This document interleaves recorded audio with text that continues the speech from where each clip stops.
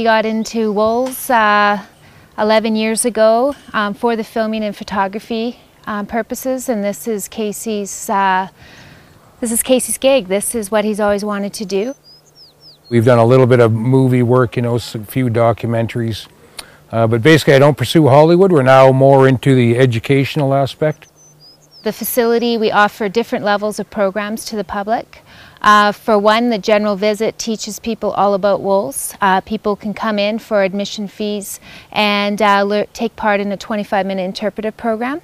So they're learning about the adaptation of wolves, they're learning about the conservation of the wolf, they're learning all the facts and things that they would ever want to know about a wolf and the purpose that they play for us in our forest.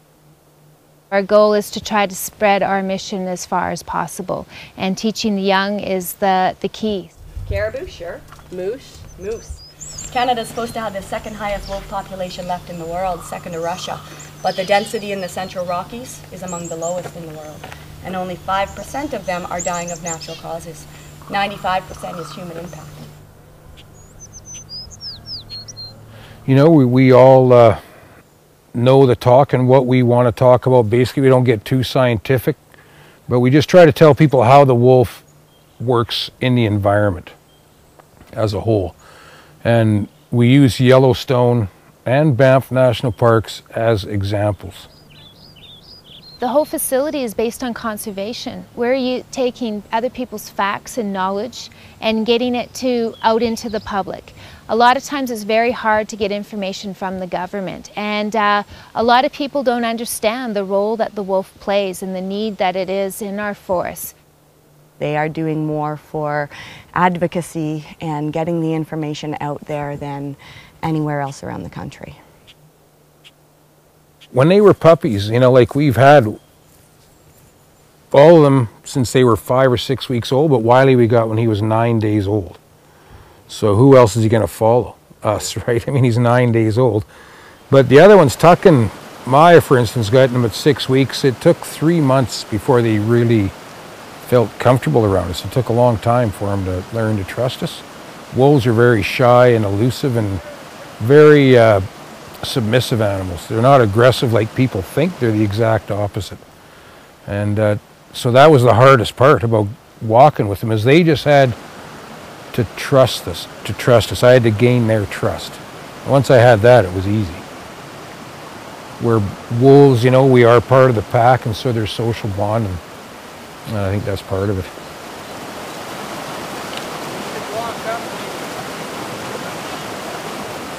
You know, I didn't mean for it to happen, but really I think this is the only place in the world that the general public can just go for a walk with a wolf in its natural habitat without a leash on it or any fences. The wolf is basically entirely free. We are in full and complete wolf terms. It's not going to be our choices of what's going to happen. It's going to be all up to Maya. So first and foremost, we're not going to her. She's coming to us.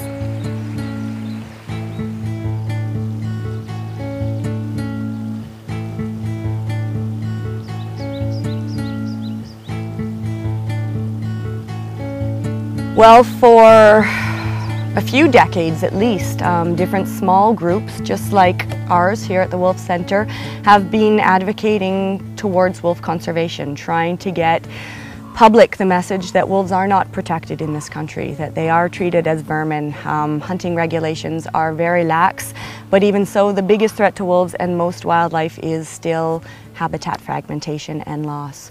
So the goal of the coalition really is to get all of those different small organizations working together, not only wolf conservation groups, but any conservation-oriented group, as well as hunters, trappers, ranchers, recreationists, First Nations, scientists, activists. We've all got to really work on the same thing together, which at this point is habitat protection. If you look at Yoho or Kootenay National Parks, only about 1/4 of those valley bottoms are actually suitable to prey. So that really limits the availability of wolves to move around and spread out. The average pack territory range, for a pack in Kootenay, and that could be usually 5 to 9 wolves, is about 2,500 square kilometers. Our primary goal for the coalition right now is to establish buffer zones around the national parks here in the Central Rockies.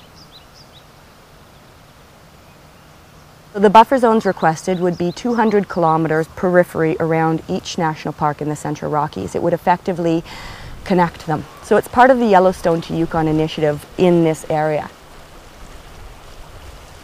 With the national parks, we're asking to limit the use of recreational motorized vehicles. So no sleds, no quads, no ATVs.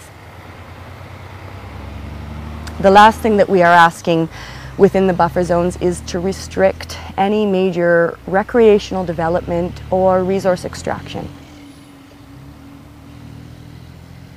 If we are going to continue with those practices, then at the very least we need to enforce more strict land stewardship policies.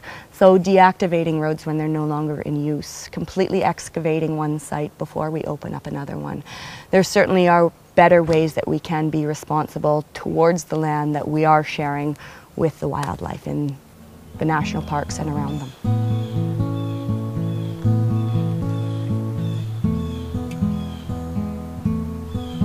It's one of the last places left in the world where we are able to do that. There's a healthy wild wolf population left in this country with varying genetics and the habitat to still support them. But if that's going to be something that is going to be a part of our future, we need to plan for that and we need to manage for that. We're either going to be the most vilified in history as having wasted what has taken nature millennia to perfect in top predators, or having finally come to our senses to set the land aside so that we can coexist. There certainly is a moral and ethical issue, but intelligence is teaching us we need biodiversity if we want clean air, clean water, and food to eat. So the coalition and the buffer zones are all for wolves, but in protecting wolves, we're also aiming to protect all of wildlife and the biodiversity in Canada as well.